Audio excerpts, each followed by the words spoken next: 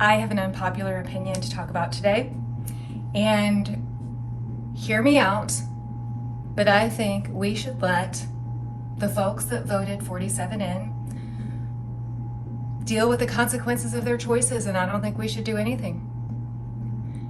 All right, I'm going to go through that and explain what I mean a little bit more, and then how do we use these strategies to move forward. But first, let's do a little story time. So many years ago now, my youngest, who is a daredevil to this day, who is always getting into trouble, and broke his finger. This is the very, I want to say, I can't remember if it was his index or his middle finger, just the very tip of it. And I don't know, he was doing some crazy thing, it's fine.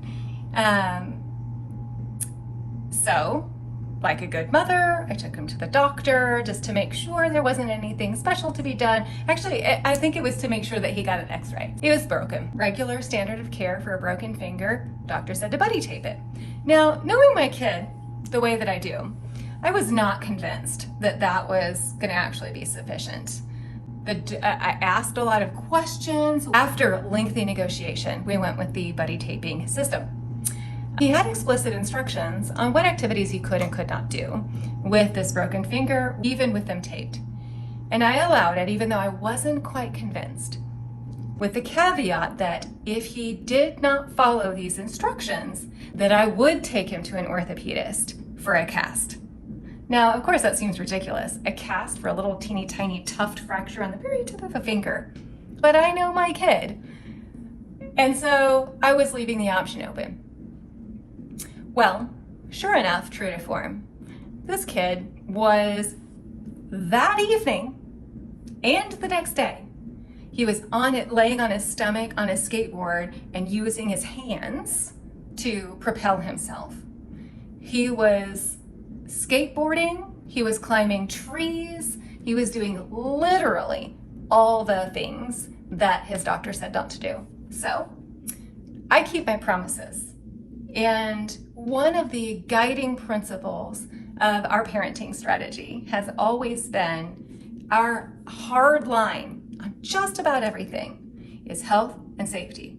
Those are the two go-tos I will always go to the mat for. I will always make decisions rooted first in health and safety. That is the guiding principle as my kids come to me with all kinds of ideas. I want to give them as much freedom as possible and keep them both healthy and safe. I figure I'm not going to allow them to do anything that CPS might come after me for. So that was kind of my defining line for that. Well, my kiddo was being unsafe. He had a broken finger that is clearly not healthy. So, like a good mom, following my principles, I called an orthopedist. He got a cast from here all the way sticking out to here, because remember, it was just the very tip of his finger that was broken. So the cast went all the way stuck out to here to keep that finger protected. Unfortunately for my kiddo, this was right before Christmas. And so that meant that Christmas he got a whole bunch of new video games that he couldn't play. You know, that was rough. So let's fast forward now a few months. And we're seeing a new doctor for something. And one of the questions on the form is, what is our discipline philosophy? And my response was natural consequences, that I believe that life gives us the natural consequences for everything that we may need to learn. That usually the barrier to those natural consequence learning moments is that others are unwilling, afraid, or don't want to actually let you live with the consequences. Now, this new doctor didn't know that, and so they kind of looked at me a little weird. And I looked at my kid and I said, hey, why don't you tell him what it was like to have a full cast over Christmas vacation in which you couldn't play your video games? Well, my kid proceeded to tell this doctor how awful and horrible and torturous it was to not be able to play those video games. The doctor didn't have too much to say after that.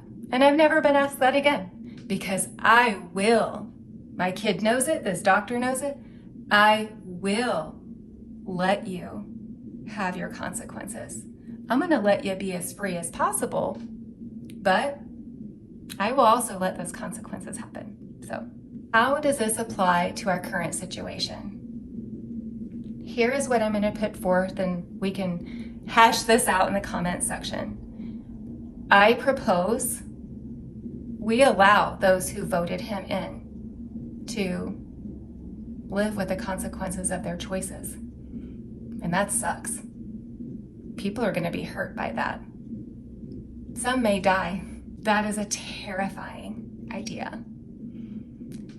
But here's the thing. My North Star as a parent was, I am raising a fully functioning adult. I need this little human to learn the values and the ethics that are important to us, my family, to impart on our children. It is important to us that we produce functional, human, adult, responsible, and hardworking, ethical citizens of this America that we live in. So because my goal isn't about making my kid happy right now, my goal is actually somewhere in the future. I will let you suffer in the short term to get to that point in which you're an ethical, safe adult. So right now, we have a culture that has overwhelmingly chosen to act like a toddler and not think about the bigger picture, and not believe it, and not investigate, and not do their research, or actively know that he's a fascist and sexist and assault perpetrator. Okay, you're gonna get to live with the consequences of those choices. Part of me feels totally justified in that, because as a therapist, as a trauma therapist, I have to pay the price every day in every session, as do my clients, for the choices other people have made. So to me, it feels a little bit disrespectful to then not hold the boundaries, to not allow them to pay the price of their choices. So I wonder if Democrats, progressives, liberals, and I will say right here in this moment, I identify with neither. I call myself a centrist. My North Star in this little YouTube venture environment I find myself in, my North Star when it comes to 47 and his acolytes is, I want to end Trumpism and the systems and the issues that allowed autocracy, theocracy, extremism, racism, ableism, ageism, all the isms to flourish here. My goal is here in this future. I want that future. And that means right now, if I've got to let some people be uncomfortable, if they've got to see how this plays out with your tariffs, I will allow that. Because what I want is in the future. What I want is for my daughters to have more rights than I did, because now they have less. This battle is even harder now, because for a great many young people, all they've known is Donald Trump. You know, my youngest is 19, and while he remembers Barack Obama as a president, he was 9 years old, maybe 8, when Donald Trump announced his first run for the presidency. And that means we have an entire younger generation of people who are not shocked by him. It's normal for them. They don't know Reagan, they don't know Bush, They don't know Obama. They don't know Clinton. They don't understand now the decorum that we could disagree on policy then. That's fine. This is about fascism, and that can never be normalized or justified or allowed to be okay. So not only now are you and I in the fight for today, we are now in the fight for those young folks now who have never seen any sort of repair or reconnection in our culture after an election. Because what is supposed to happen is that someone gets elected and somebody loses, and the person that is elected is supposed to come out and say, we're all going to be together. And that serves a very important function, because in all relationships, there is a rupture and repair cycle in which one person doesn't get their way, but in order to maintain the relationship, we repair. We bring everybody back together. We say, I see you, I hear you. So, I will leave you with this final thought. This comes from Peter Attia. He has the stance of strong beliefs loosely held. I have a very strong belief in this country, in the American spirit. I think there are 101 ways to solve the problem when we're all together, when we connect with each other. So, my strong belief in ending Trumpism is my North Star. It is loosely held, meaning if any new information comes in that shows me a different way to defeat Trumpism, I'm going to do that. It means that if I have to make partnerships and agreements with people who are maybe we don't agree on a whole lot of other things, but we can agree that Trumpism needs to end, well, we're going to partner up. In fact, I've had to do that. I used to testify at the Texas State Legislature on school finance reform. And when you're in those committees, you can't always see who's a Democrat and a Republican. When you have a mission, you make alliances with folks you maybe otherwise wouldn't, so that you can achieve that greater good and that greater goal.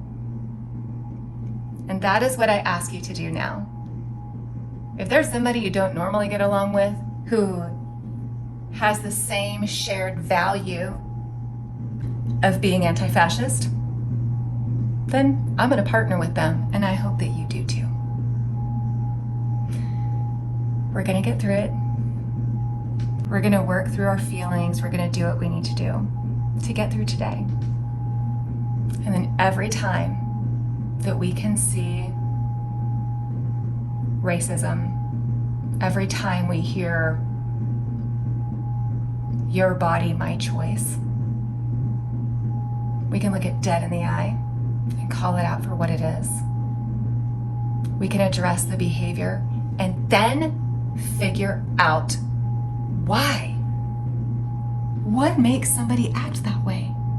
What is going on for them? We can't get there yet. Maybe we're still too upset. That's okay. We do what we can. We swim in the lane that we can. We don't just stay stuck in outrage because it feels better. It feels better than despair. It feels better than grief. But it also doesn't help us make intelligent, measured, real change. And that is our North Star. All right. See you next time.